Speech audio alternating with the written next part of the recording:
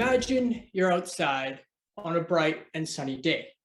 You're shopping on Main Street when suddenly a guy wearing a ski mask and a loose-fitting sweater dashes by you. He has an overstuffed duffel bag slung over his shoulder.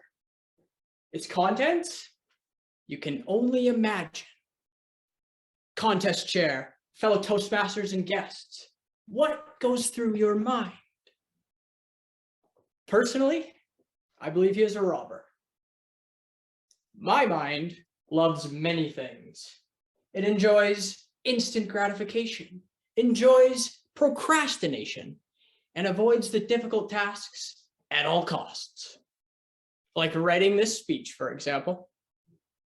For instance, I'll be sitting in a coffee shop, minding my own business, when my mind will suddenly wander off to a stranger sitting near me.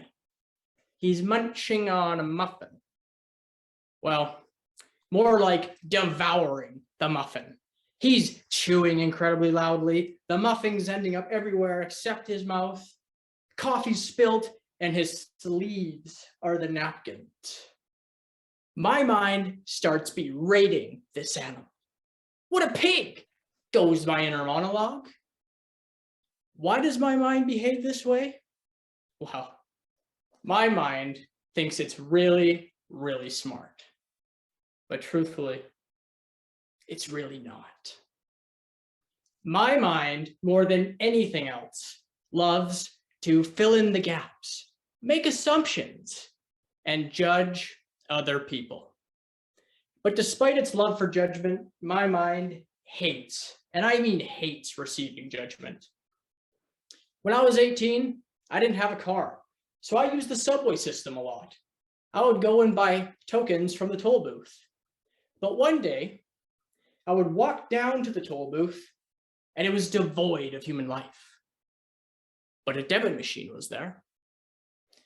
After waiting what seemed like forever and growing impatient, I walk up to the debit machine and pick it up.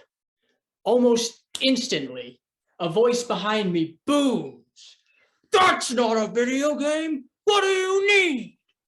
Stupefied, I turn around real fast, look up at my adversary, and say in a quiet voice, "Could I have a subway token, please?"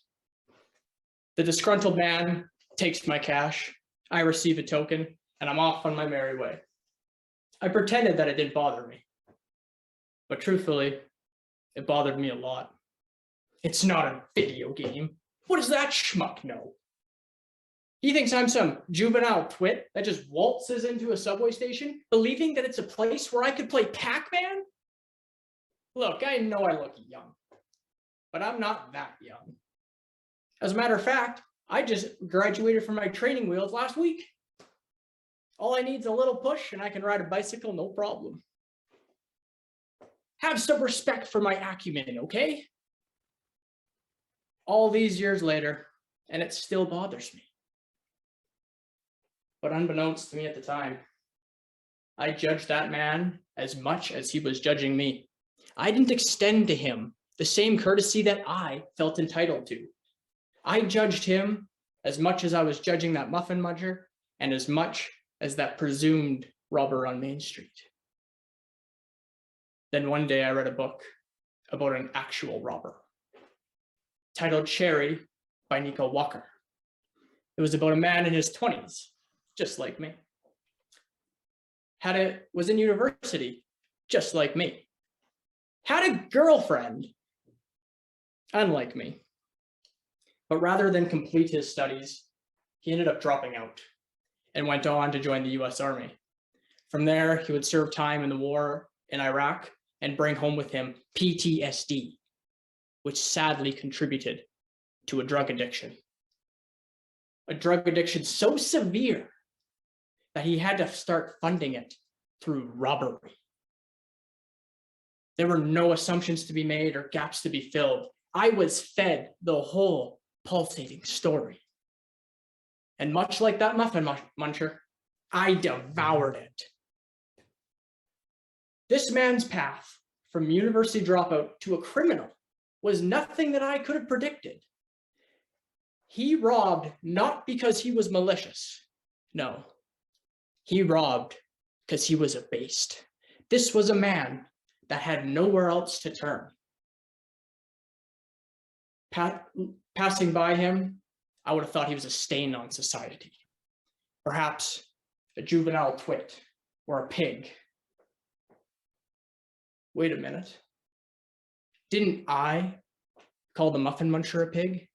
Didn't I resent the toll worker for treating me like a juvenile twit? I took a step back and I slowly began to realize that judgment is an easy yet awful way to interpret other people. Going forward, I need to fill in less gaps. I need to make less assumptions. And I need to reserve judgment until I know the whole story. My mind can change, and so can yours. My mind should change. Should yours? Now, let's all take a step back. You're outside on a bright and sunny day. You're shopping on Main Street when suddenly a man wearing a ski mask and a sweater dashes by you. He has an overstuffed duffel bag slung over his shoulder. Its contents? You can only imagine. Off in the distance, you hear sirens. What goes through your mind? Contest chair.